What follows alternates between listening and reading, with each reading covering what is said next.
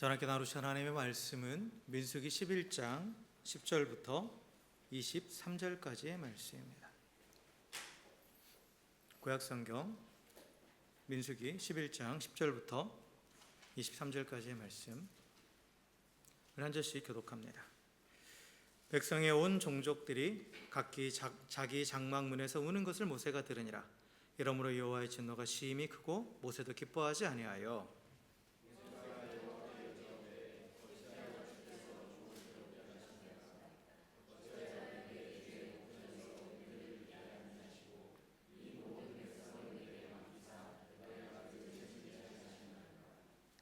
이 모든 백성을 내가 배웠나이까? 내가 그들을 낳았나이까? 어찌 주께서 내게 양육하는 아버지가 젖 먹는 아이를 품듯 그들을 품에 품고 주께서 그들의 영을 저에게 맹세하신 땅으로 가라 하시나이까?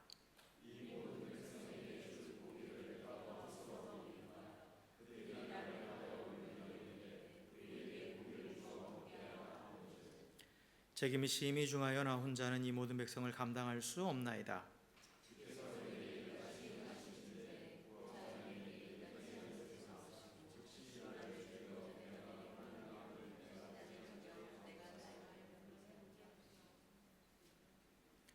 여호와께서 모세에게 이르시되 이스라엘 노인 중에 내가 알기로 백성의 장로와 지도자가 될 만한 자 70명을 모아 내게 데리고 와 회막에 이르러 거기서 너와 함께 서게 하라.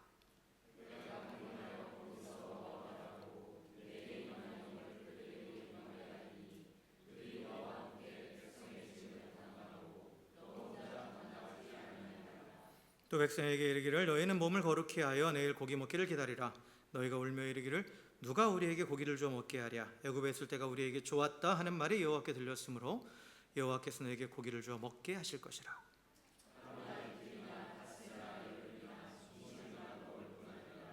냄새도 싫어하기까지 한 달 동안 먹게 하시리니 이는 너희가 너희 중에 계시는 여호와를 멸시하고 그의 앞에서 울며 이르기를 우리가 어찌하여 애굽에서 나왔던가 함이라 하라.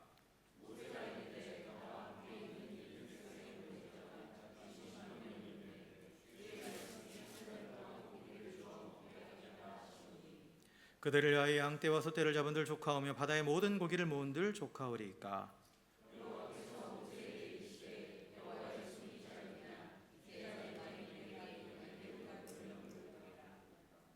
아멘. 아멘. 할렐루야. 할렐루야.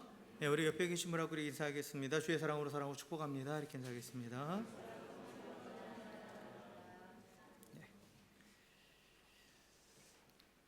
오늘 말씀을 보면 우리가 이 백성들의 불평 때문에, 이 불평하는 백성 때문에 이 고민에 빠진 이 모세의 모습을 볼 수 있죠. 불평이라는 거 사실 우리의 삶의 자리에서 아주 흔하게 우리는 불평을 합니다. 그리고 이 불평에 대해서 그리 대수롭지 않게 여기죠. 우리는 날씨에 대해서 불평하죠. 날씨가 더우면 덥다고 불평하고 추우면 춥다고 불평을 합니다. 비가 오면 비가 온다고 불평을 하고 비가 오지 않으면 비가 오지 않는다고 불평을 하죠. 또 운전하다가 길이 막히면 또 길이 막히는 것에 대해서 불평을 하고 또 내가 일하는 시간들 또 일하면서 힘들다고 또 불평을 해요. 그리고 또 배우자에 대해서 불평하고 또 부모나 자녀의 문제로 또 투덜거리기도 하죠. 그래서 우리는 일상에서 흔히 일어나는 일들에 대해서 그것을 이야기하면서 결국 거기서 불평거리를 찾아내고 계속 불평을 하죠.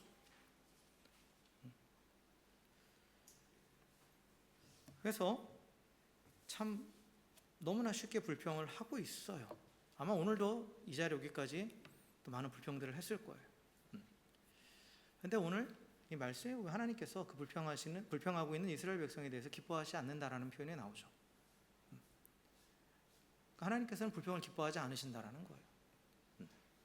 그 이유를 좀 알아볼 텐데 이 불평이라는 것 그리고 불만이라는 말이 있죠. 불만과 불평이 있어요.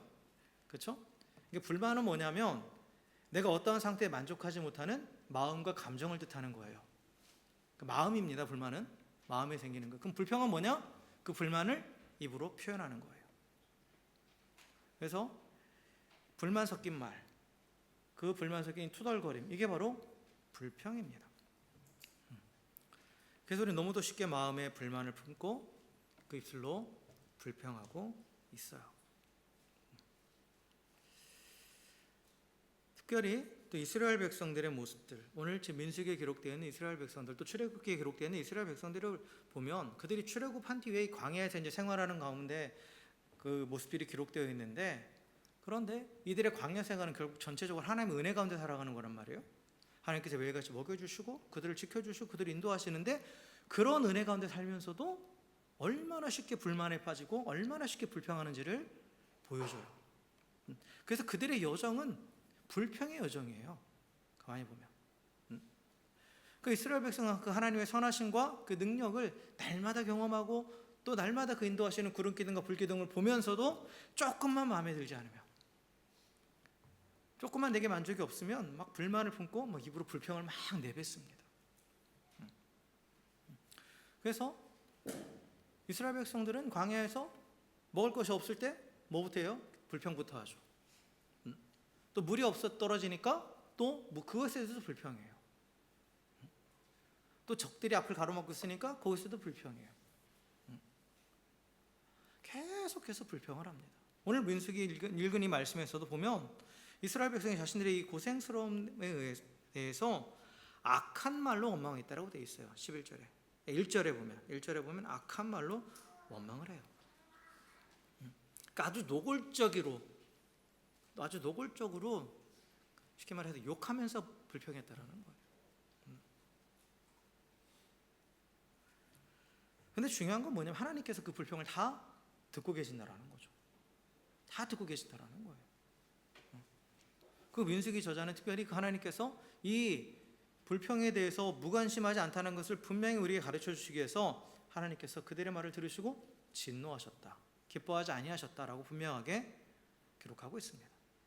특별히 또 오늘 이 본문에서 하나님 이스라엘 백성들이 불평한 이유는 뭡니까? 고기 내놔라 이거예요. 고기가 먹고 싶다. 고기가 먹고 싶다 이거죠. 사실 이스라엘 백성은 지금 이 광야 생활하는 가운데, 지금 이제 이 본문이 기록된 이 시기에는 이 출애굽 후에 한 1년 정도가 지난 시기입니다. 그 1년 동안 계속해서 하나님께서 그들을 먹여주셨죠. 뭐로 먹여주셨습니까? 아침마다 만나를 내려주셨어요. 만나를 내려주셔서 날마다 그걸 먹었어요. 그러니까 이들이 먹을 게 없는 게 아니에요. 먹을 게 없는 게 아닙니다. 하나님께서 그들에게 만나를 주셔서 계속해서 광야에서 살 수 있도록 이끌어 주셨습니다. 또 그들에게 가지고 있는 가축도 있어요. 마음먹으면 그거 잡아먹을 수도 있어요. 그런데 이들이 하나님 앞에 지금 떼를 쓰는 거예요. 고기 내놓으라고.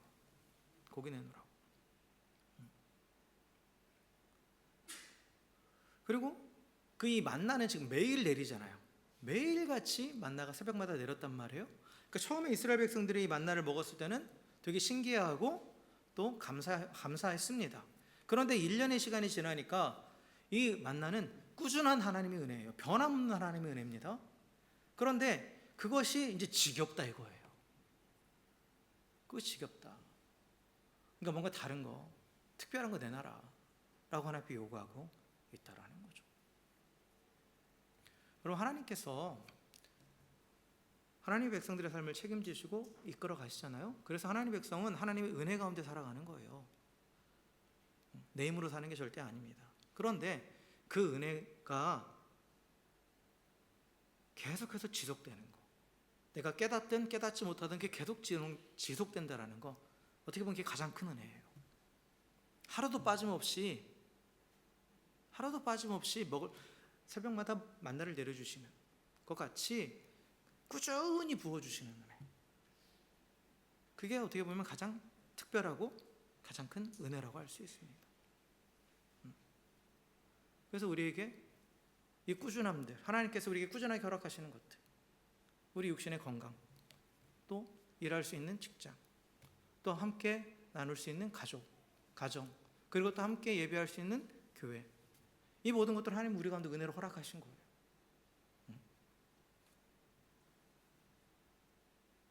하나님의 은혜가 지속적으로 부어지고 있다는 거죠. 그런데 우리는 지속되는 은혜를 당연하게 여겨야지, 당연하다 이겁니다. 그리고 그런 하나님께서 주시는 지속적인 그 은혜 가운데 누리는 평범한 일상을 무료하게 여기죠. 지겹다 이거예요. 그러니까 이스라엘 백성들도 이 만나에 대해서 우리가 먹을 게 이 만나밖에 없어 이런 식으로 나와요. 나중에 보면 본문에 보면 지겹다 이거예요. 물렸다 이겁니다. 그러니까 하나님의 지속적인 은혜, 우리가 깨닫든 깨닫지 못하든 계속해서 부으시는 그 은혜에 대해서 감사하기는커녕 불만을 품고 불평하고 있는 이스라엘 백성들의 모습, 그게 또한 우리의 모습이기도 해요. 그래서 여러분, 하나님의 은혜는요, 우리가 깨닫든 깨닫지 못하든 계속해서 하나님께서 부어주십니다. 그럼 그 하나님의 은혜를 어떻게 누리느냐? 그걸 깨달은 사람이 누리는 거예요. 하나님이 저 사람에게는 은혜 주시고 나에게는 은혜를 주시지 않는 게 아니에요. 다 똑같이 주세요. 하나님의 백성이 다 똑같이 책임지십니다. 근데 그 은혜를 주님에 기뻐하는 사람이 있고 항상 불만하고 불평하는 사람이 있어요. 하나님의 은혜를 깨달은 사람만이 그 은혜를 누리면서 기뻐하는 겁니다. 은혜가 부어지지 않아서가 아니에요. 내가 그걸 당연하게 여기기 때문에, 당연하게 여기고 은혜로 깨닫지 못하고 있기 때문에, 그러니까 계속해서 불만이 생기고 불평하는 겁니다. 그 이스라엘 백성들은 이 하나님께서 지속적으로 부어주시는 그 장정만 60만, 여자까지 다 합치고 아이들까지 다 합치면 200만 명을 매일같이 먹이시잖아요. 매일같이 먹이시는 그 풍성한 은혜, 그리고 또한 약속하신 대로 그들을 안전하게 지키시면서 인도하시는 그 하나님의 신실함에 대해서 다 잊어버린 거예요. 그러니까 입에 불평이 나오는 겁니다. 그리고 또한 이 마음에 불만을 품고 불평하는 것은 결국 하나님이 나의 삶 가운데 함께 하시고 또 나를 사랑하신다는 것에 대한 강력한 의심의 표현이에요. 사실 의심이 아니라 부인하는 거죠. 하나님이 내 삶에 함께 하신다면, 하나님이 나를 사랑하신다면 이 정도는 해줘야 되는 거 아니야? 라고 나오는 거잖아요 지금.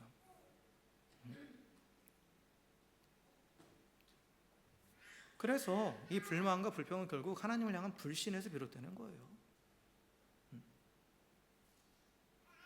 그리고 또 하나, 하나님이 내게 주신 상황들이 있잖아요. 내 가정, 내 가족, 또 직장, 내가 속해 있는 모든 공동체, 그건 하나님 우리 가운데 은혜를 베풀어 주신 거예요. 거기에 내가 만족하지 못하고 불평하고 있다. 그러면 결국은 그것을 주신 그 하나님을 향한 거예요. 그러니까 모든 불평은 누굴 향한 거예요? 하나님을 향한 거예요. 내가 내 아내한테 불평한다? 하나님을 향해서 불평하고 있는 거예요. 내가 내 남편에게 불평한다? 하나님을 향해서 불평하고 있는 거예요.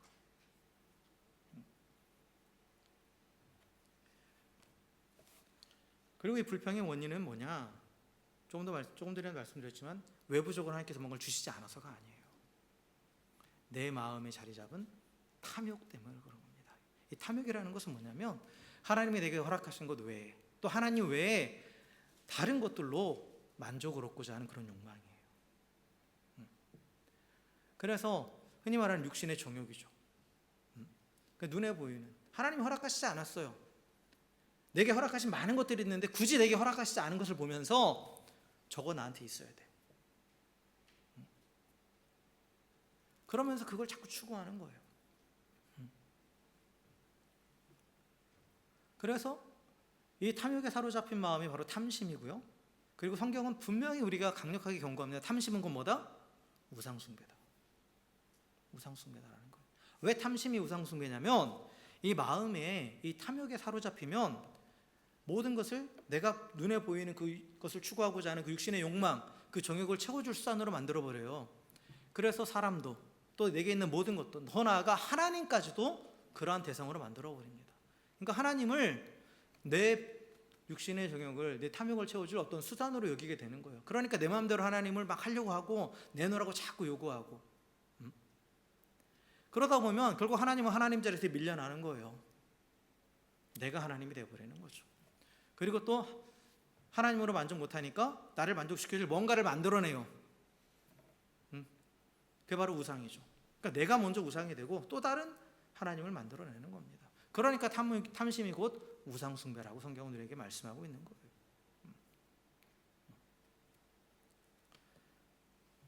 그래서 이스라엘의 백성들의 지금 이 불평은 필요를 넘어선, 하나님께서 이미 그들의 필요를 다 공급하셨거든요. 근데 그 필요를 넘어선 뭐의 결과예요? 탐욕에 사로잡힌 결과예요. 그리고 탐욕에 사로잡힌 마음은 결국은 우상숭배라고 했잖아요. 그러니까 이 우상을 섬기는 자들 하나님을 향한 불량한 태도를 갖는 거예요. 그게 바로 하나님을 멸시하는 겁니다. 그러니까 이스라엘 백성의 불평이 결국 뭐로 이어지느냐? 하나님을 향한 멸시로 이어집니다. 그래서 그들이 어떻게 하나님을 멸시했냐면, 본문에 보면 하나님께서 이스라엘 백성이 불평한 내용을 다 듣고 그대로 지금 모세에게 말씀하는 내용이 있어요. 그게 뭐냐면, 너희가 애굽에 있을 때가 좋았다라고 말하는 거 내가 들었다.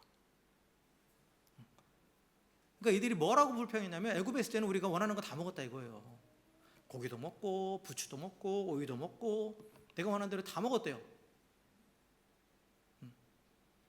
그러면서 뭐라고 말했냐면, 애굽에 있을 때가 좋았다. 애굽에 있을 때가 좋았다 라고 그렇게 말한 거예요. 그러면서 울었다라는 거예요. 그러면서 울었다라는 거죠. 근데 이거 말도 안 되는 거죠. 이스라엘 백성이 애굽에 있을 때는 뭐였어요? 노예였어요. 이스라엘 백성이 애굽에 있을 때도 울었어요. 왜 울었어요? 너무 힘들어서 울었죠. 그걸 하나님께서 들으시고 그들을 구원해 주셨잖아요. 그런데 이제 와서 지금 뭐라고 하는 거예요? 그때가 좋았대요. 그때가 좋았대요. 그 노예 생활할 때가 좋았대요. 이건 뭐예요? 그들을 애굽에서 구원하신 그 하나님에 대한 모욕이죠. 하나님에 대한 모욕이에요. 그리고 지금까지도 변함없이 은혜를 베풀고 계시는 그 하나님을 멸시하는 그러한 태도입니다. 그래서 이 멸시하다는 말이 내쫓다, 증오하다, 비난하다 그런 의미를 가지고 있어요. 그러니까 지금 이스라엘 백성은 하나님을 비난하고 있는 거예요. 그리고 또 하나님을 이제 왕으로 인정하지 않는 거예요. 그리고 하나님의 구원과, 그리고 지금 신실하게 하나님께서 그 약속대로 이들을 이끌고 계시는데 그 모든 하나님의 구원 사역을 지금 비난하고 부정하고 있는 겁니다. 그러니까 탐욕에 사로잡히니까 하나님께 불평하고 그것이 뭐로 이어지는 거예요? 하나님을 멸시하는 데까지 가버린 거예요. 그래서 이스라엘 백성의 이러한 태도에 대해서 하나님께서 어떻게 하세요? 진노하신 겁니다. 진노하세요. 근데 여기서 또 하나님의 사랑이 나타납니다. 그 즉시 하나님께서 심판하지 않으셨습니다. 그 즉시 심판하지 않으셨습니다. 이거 잘 보셔야 돼요. 그러면서 하나님께서 모세에게 뭐라고 말씀하셨냐면, 그래 고기 줄게 이렇게 말씀하신 거예요. 고기를 줄게. 근데 거기에 경고성 메시지가 하나 들어가요. 너희가 냄새도 싫어하기까지 주겠다 라고 말씀해요. 이건 이 말씀 안에는 뭐가 있냐, 하나님의 진노가, 하나님이 지금 이스라엘 백성의 태도에 대해서 진노하고 계신다라는 거예요. 여러분, 부모님들이 자녀들이 뭔가 막 말도 안 되는 걸 자꾸 요구하면 말이 안 통하는 상황에서는 그래 줄게 하지만 그 안에 뭐가 담겨 있어요? 경고가 담겨 있죠. 너 그렇게 떼쓰다가는 크게 된통 혼난다, 당한다, 이런 경고가 담겨 있는 거예요. 그 말이 옳아서 들어주는 게 아니잖아요. 그러니까 이스라엘 백성의 요구가 정당하진 않지만 그래도 하나님께서 그래 들어줄게 라고 말씀하신 거예요. 다만 지금 하나님께서 그들의 태도가 잘못됐다라는 것을 이런 식으로 표현하신 거예요. 질리도록 줄게 라고 표현하신 겁니다. 그리고 실제로 하나님께서 이스라엘 백성에게 메추라기를 주세요. 그러면 이스라엘 백성들이 이때 뭐를 깨달아야 되냐면, 자신들이 하나님 앞에 지금 잘못됐다라는 걸 깨달아야 돼요. 근데 이들은 어떻게 하느냐? 그러지 않아요. 여전히 욕심을 부립니다.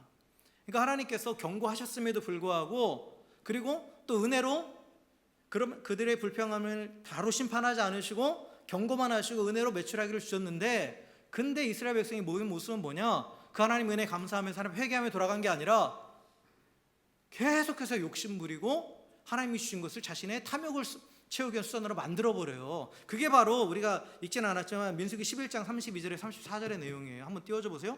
32절에 보니까 뭐라고 되어 있냐면, 백성이 일어나서 그날 종일 종야와 그 이튿날 종일토록 메추라기를 모으니 적게 모은 자도 10호멜이라 그들이 자기를 위하여 진영사명에 펴두었더라, 이렇게 되어 있죠. 이게 무슨 말이냐면, 종일 종야, 그 뭐예요? 하루 밤낮과 그 다음날 밤낮, 그러니까 이틀을 꼬박 뭘 한 거예요? 메추라기를 모았다라는 거예요. 이틀 밤낮 이상으로 쉬지 않고. 그래서 적게 모은 자도 얼마를 모았다고 하냐면 10호멜을 모았다고 그래요. 1호멜이 얼마만한 양이냐면 어마어마한 양이에요. 220리터예요. 1호멜이 220리터입니다. 이거를 무게로 단순한 사람은 1리터를 약 1kg로 우리가 하니까 220kg입니다. 그러면 10호멜이면 얼마예요? 2200kg예요. 2.2톤을 모은 거예요. 이틀 동안. 2.2톤. 어마어마한 거죠. 그리고 이거를 제가 이제 찾아봤어요. 그럼 메추라기의 마리수로 몇 마리인가? 계산을 해보니까 약 7천에서 9천 마리가 나와요. 그러니까 한 사람이 미니멈 7천에서 9천 마리를 이틀 동안 걷어들인 거예요. 얼마나 탐욕스럽게 모았어요. 근데 중요한 건 뭐냐면 하나님께서 이스라엘 백성에게 하루, 이틀, 한 달 동안 매일 주시겠다고 말씀하셨어요. 그런데 그들은 그러면 그날 먹을 것만 가져오면 돼요. 이게 만나를 주셨던 법칙이잖아요. 하나님이 만나를 주실 때 법칙은 뭐예요? 그날 먹을 거 그날 아침에 준다. 남겨두면 어떻게 된다? 다 썩어버린다. 그죠? 하나님께서 메추라기도 매일 주시겠다고 약속하셨어요. 근데 이스라엘 백성들 어떻게 한 거예요? 그걸 못 믿은 거예요. 또 안 믿은 거죠. 그리고 계속해서 쌓아놓은 거예요. 그러면서 이 메추라기를 진영 사면에 펼쳐놨다라고 돼 있잖아요. 이 펼쳐놨다라는 것은 다 못 먹은 거예요. 다 못 먹고 그냥 펼쳐놨다라는 거죠. 그러니까 얼마나 탐욕스럽게 모았는지 나와요. 진영 사면에. 이걸 또 계산해 봤어요. 이스라엘 민족 전체가 60만 명이니까 물론 이게 장정만입니다. 그런데 장정만 나가서 거뒀다고 우리가 가정을 하고, 그리고 한 사람당 7천에서 9천 마리니까 약 4억에서 5억 마리를 지금 모은 거예요. 4억에서 5억 마리예요. 그러면 이 메추라기를 널어놨을 때 그 면적을 한번 계산을 해보니까 약 6.6 제곱킬로미터가 나오더라고요. 여러분 이게 실감이 안 나죠? 축구장 900개래요. 축구장 900개. 축구장 900개만큼의 넓이의 메추라기가 쫙 널어져 있는 거예요. 그러니까 이스라엘 민족 200만 명이 지금 광야에서 지내실 때 이것도 계산을 해보니까 그들이 차지했던 면적이 약 8제곱킬로미터였다고 그래요. 그러니까 그들이 사는 그 영역의 80%가 이 메추라기를 널어놓은 그 지역이 된. 그러니까 그들의 진을 삥 둘러서도 남은 거죠. 어마어마한 양이에요. 어마어마한 양입니다. 그러니까 진 사방에 널어놨다라는 것은 결국은 이 메추라기 자체가 이 거룩한 하나님의 백성들, 하나님의 전에 이걸 다 둘러싸버린 거예요.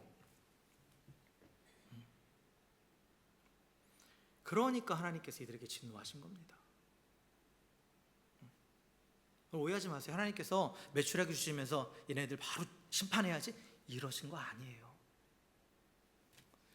그들이 불평을 했지만 그래 참아주시고 고기를 주시겠다고 약속하셨고, 다만 하나님의 진노에 대해서 하나님께서 지금 진노하셨다라는 것을 경고하셨어요.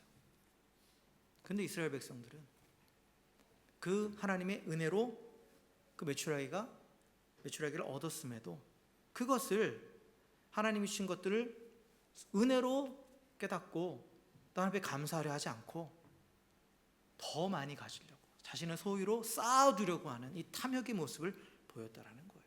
그러니까 하나님이 주신 그 은혜, 하나님의 선물을 내 욕망을 채울 수단으로 만들어버린 거죠. 그래서 하나님의 진노가 이스라엘 백성이 고기를 먹었기 때문이 아니에요. 그들이 하나님이 베풀어 주신 그 은혜에 대해서 여전히 불량한 태도를 갖고 있었기 때문에, 하나님을 멸시하기 때문에, 감사하지 않으므로, 또 하나님의 은혜를 자신의 욕망을 채울 수단으로 전락시킴으로써 하나님을 멸시했기 때문에 하나님께서 그들에게 진노하신 겁니다. 그래서 33절에 보면 고기가 아직 이 사이에 있어 씹히기 전에라는 표현이 나오죠. 하나님께서 더 이상 참지 않으셨다라는 강한 메시지예요. 여러분 여기서 우리가 분명히 알아야 될 게 있어요. 하나님의 진노에 임계점이 있습니다. 하나님은 오래 참으시는 분이에요. 그러나 그 임계점을 넘으면 반드시 심판하시는 거예요. 그래서 하나님이 진노하신다라는 사실을 분명히 말씀하시고 그걸 넘지 않도록 우리에게 빨리 돌이키라고 말씀하시는 거예요. 경고하시는 겁니다. 그런데 그 경고를 무시하고 계속 나아가면 심판은 이미 예정되어 있는 거예요. 그러니까 내 스스로 심판을 향해서 가는 거예요. 그러니까 이스라엘 백성은 스스로가 그 하나님의 오래 참으심을 무시하고 심판으로 간 거예요. 하나님이 잘못한 게 아니에요. 왜 하나님이 이랬다 저랬다 하셨어요? 고기 준다고 한 때는 언제고 고기 먹으니까 왜 죽였어요? 이게 절대 아니라는 거예요. 스스로가 그 하나님의 진노의 임계점을 넘어버렸기 때문에 그래서 예비된 심판을 받은 거예요. 그래서 재앙으로 씌었다고 되어 있잖아요. 성경에서 재앙은 대부분 뭐냐면 전염병입니다. 이거 저는 추측해 보는 그거 같아요. 사방에 둘러싸여 있던 메추라기 사체가 썩으면서 그로 인한 전염병이 돌지 않았을까? 즉각적으로. 뭐 정확한 건 아니에요. 이건 저의 이제 속된 표현으로 뇌피셜이에요. 근데 어쨌든 간에 그 진노로 인해서 많은 사람들이 또 심판을 당합니다. 그 하나님은 탐욕에 사로잡혀서 끝까지 하나님을 멸시한 자들에게는 재앙을 내리셔서 심판하시는 분이에요. 그래서 우리 이스라엘 백성들이 이 모습을 보면서 탐욕을 방치할 경우, 내 마음이 탐심에 지배당한 채 그걸 그대로 내버려 둘 경우는 어떻게 된다? 사망에 이른다라는 거예요. 그래서 야고보서 1장 15절에 보면 이렇게 되어 있죠. 욕심이 잉태한 즉 죄를 낳고 죄가 장성한 즉 사망을 낳느니라. 그래서 욕심이라는 게 탐욕을 말하는 거예요. 이 탐욕을 마음에 품으면 어떻게 된다? 죄가 나온다라는 거예요. 어떤 죄? 하나님께 불평하는 거고 곧 하나님을 멸시하는 거잖아요. 하나님을 멸시하는 죄를 낳게 되고 그것이 지속되면 결국 뭐에 이르게 된다? 사망에 이르게 된다. 그래서 34절에도 보면, 민수기 11장 34절에 보면 그들이 죽은 이유를 뭐라고 내와요? 욕심을 냈기 때문에, 탐심 때문이다 라고 나오죠. 욕심을 낸 백성을 거기 장사했다는 거예요. 그래서 탐심의 끝은, 탐욕의 끝은 죽음입니다.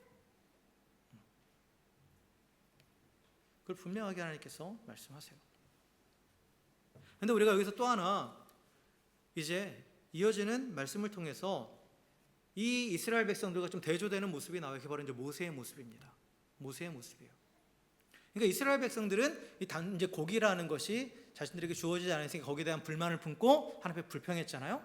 근데 모세도 지금 보면 엄밀히 따져보면 하나님께 대한 불만이 있어요. 지금 모세가 말하는 내용을 보면 그 불만이 표현되잖아요.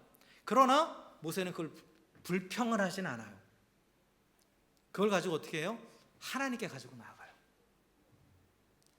여기서 다른 백성들과 모세의 차이가 나오는 겁니다. 여러분, 우리가 살아가다 보면 사실 불만이 생길 수 있죠. 우리가 항상 주의 은혜를 기억하고 또 감사하며 살아야 되지만 또 인간인지라 또 쉽게 잊어버리기도 하고 또 때로는 너무 어려운 상황이 오면 마음속에 불만이 생길 수는 있어요. 그런데 그것을 입 밖으로 불평하면서 또 다른 사람들과 거기서 불평하면서 수군거리는 것과 그것을 하나님 앞에 가지고 나아가는 것은 완전히 다른 거예요. 하나님 불만을 품었다고 해서 바로 심판하시는 게 아니에요. 모세에게도 불만이 있었어요. 무슨 불만? 나 너무 힘들다 이거예요. 지금 이 백성들 정말 말도 안 되는 소리 하고 솔직히 너무 말도 안 되는 소리를 하잖아요. 지금 뭐 애굽에 있을 때가 좋았다느니 하면서 그건 또 모세에 대한 반항이기도 하잖아요. 그들을 이끌고 나온 게 앞에서 이끌고 나온 게 모세니까 얼마나 마음이 힘들었겠어요. 그 소리를 들은 모세는 마음이 크게 낙심을 한 거죠. 근데 모세도 가만히 따져보면 이게 하나님이 시켜서 한 거란 말이에요. 그러니까 하나님 앞에 불만이 생긴 거죠. 왜 나를 이 자리에 세우셔서 이 소리를 듣게 하십니까? 그러면서 하나님께 막 나아지는 거예요. 많은 생각이 들었겠죠. 그렇죠? 여러분 모세의 심정을 한번 생각해 보세요. 아니 부모님들이 그거 이렇게 하시면 돼요. 실컷 키워놨더니 나를 왜 낳았어? 이 말을 한 거예요. 나를 왜 낳았어? 나를 왜 여기까지 이렇게 데려왔어? 자녀들이 그렇게 대들고 있는 거예요. 확실히 이해되시죠? 모세의 심정이. 그러니까 모세가 차라리 날 죽여달라고. 나 너무 힘들다고. 그게 하나님이 내게 은혜를 베푸시는 거라고 그렇게 막 호소를 한 거예요. 근데 중요한 건 이 마음에 있는 불만을 모세는 하나님 앞에 가지고 나아갔다라는 거죠. 다른 누군가에게 하나님이 왜 이럴까 하면서 막 불평하고 또 누구 때문에 너무 힘들다고 그렇게 불평한 게 아니라 그 마음을 그대로 하나님 앞에 가지고 나가서 다 토해낸 거예요. 이게 기도예요. 기도는 항상 고상한 건 아니에요. 기도가 항상 고상한 것처럼 생각되지만 우리가 고상한 말만 하려고 기도하는 건 아닙니다. 하나님 앞에 때로는 우리 불만도 말할 수 있는 거예요.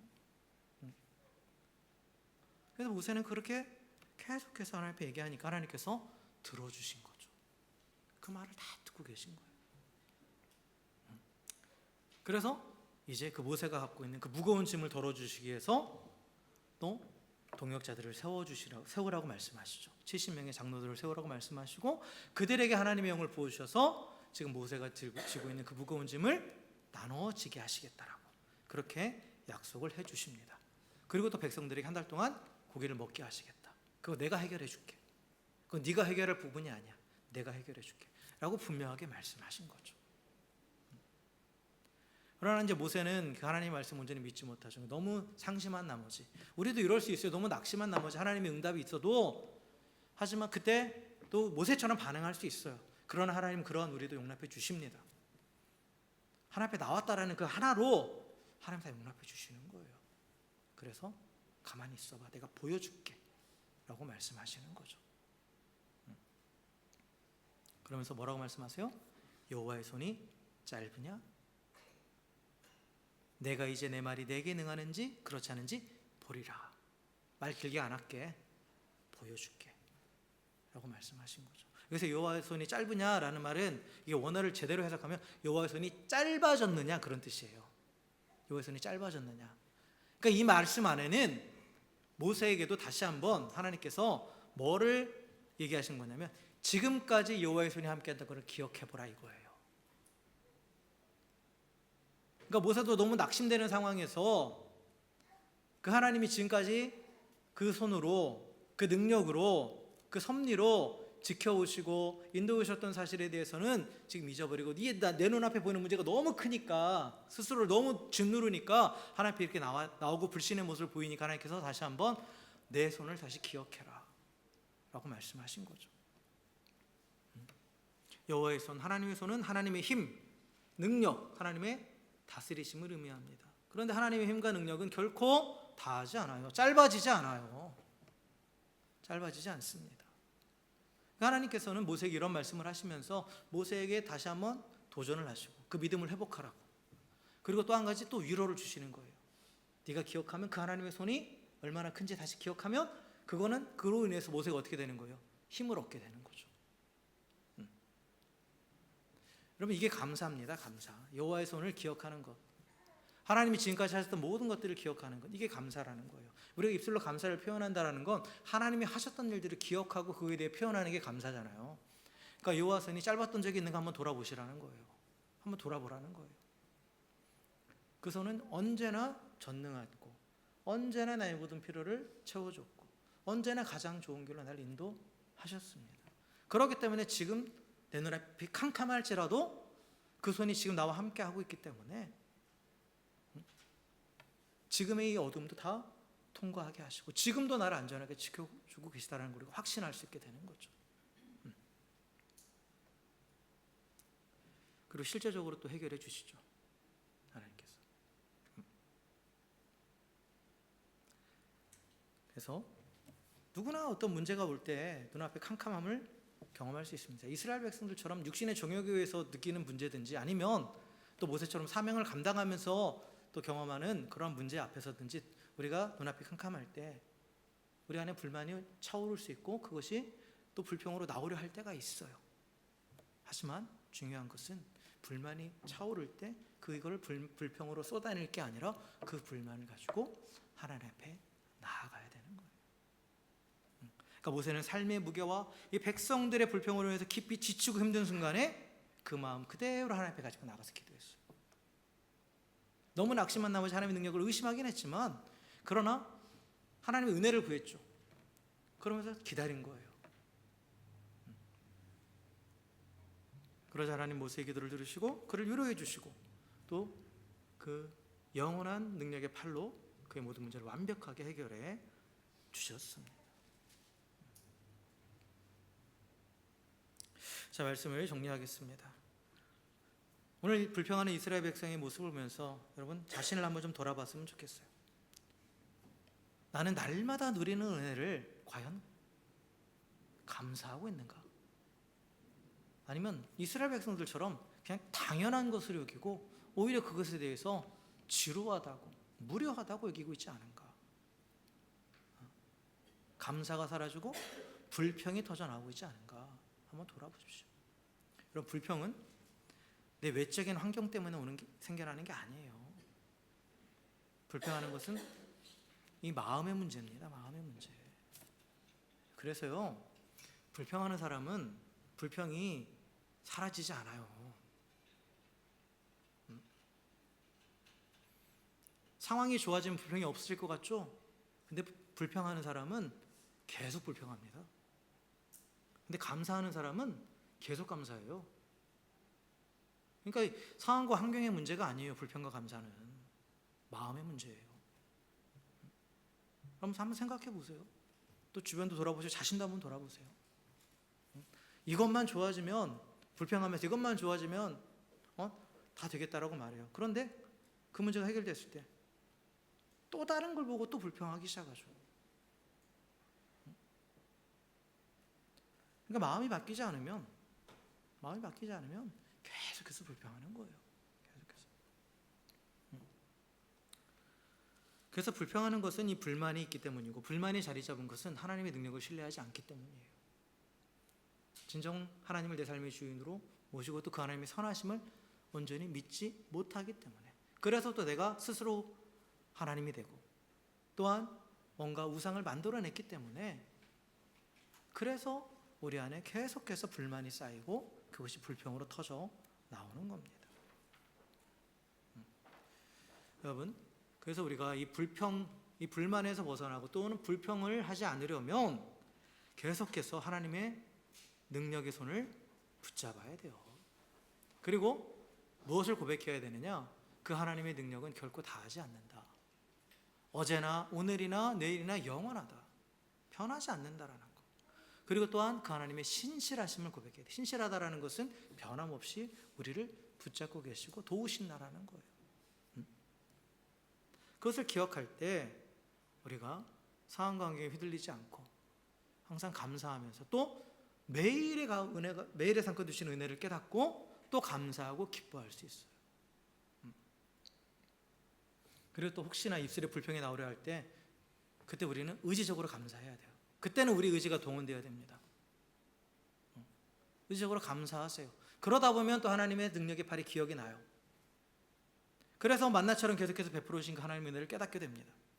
또 불평이 나오려 할 때 어떻게 해야 돼요? 의지적으로 그걸 가지고 어떻게 하라? 기도하라는 거예요. 그럴 때 또 하나님께서 나를 향하고 계신 크고 놀라운 계획을 깨닫게 될 것이고, 그리고 그 계획대로 나를 신실하고 이끌고 계심을 깨닫게 되는 겁니다. 사랑하는 성도 여러분, 어떤 상황에서도 하나님의 손이 결코 짧아지지 않음을 믿으며 범사에 감사하고 쉬지 말고 기도하시길 주의 이름으로 간절히 축원합니다. 그래서 그 전능하시고 신실하신 하나님의 은혜와 그 계획을 깨달아서 날마다 그 안에서 참된 평강을 누리고, 또한 내일의 소망 가운데에 영원한 하나님의 나라를 향해서 계속해서 나아갈 수 있는, 그러므로 또 하나님의 영광을 우리 삶의 모든 자리에서 드러낼 수 있는 저 여러분 되기를 다시 한번 주의 이름으로 간절히 축원합니다. 함께 기도하겠습니다.